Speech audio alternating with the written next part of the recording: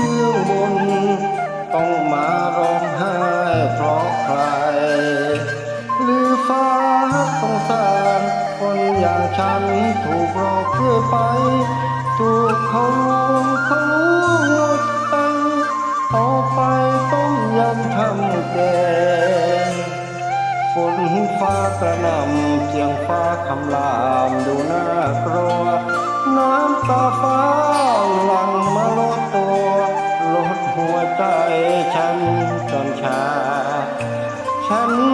คงผิดหวังมีเพราะกรรมในวาสนาเขาเลยไม่รักไม่ยอมพูดจาหลอกลวงให้ฉันต้องกลมฉันมันคนเต้ไม่เคยฝึกเล่นในเรื่องความรักเพิ่งเคยได้รู้เพิ่งเคยได้ลองเพิ่งเคยรู้จักสุดท้ายต้องมาเอาหักไม่รู้จะดามยังไงเขาบอกว่าฟ้าร้องไห้ออกมาให้ฉันว่าสงสารและคงผิดหวังที่ชักนำให้ฉันพบเธอน้ำตาที่ไหล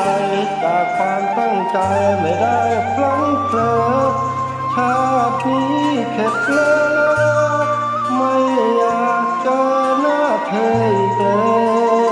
ว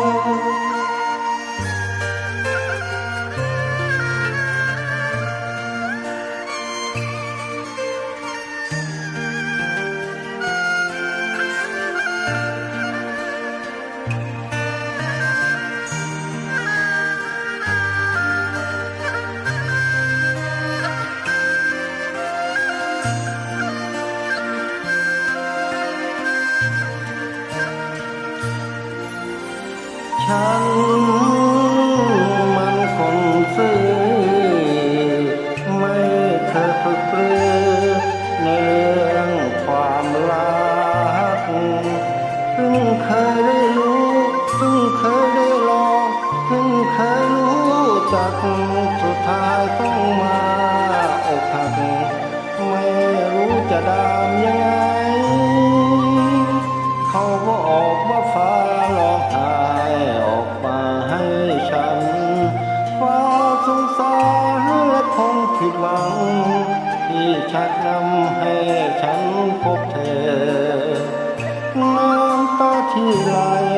จากความตั้งใจไม่ได้พลั้งเผลอชาตินี้เข็ดแล้วนะไม่อยากเจอหน้าเธออีกแล้ว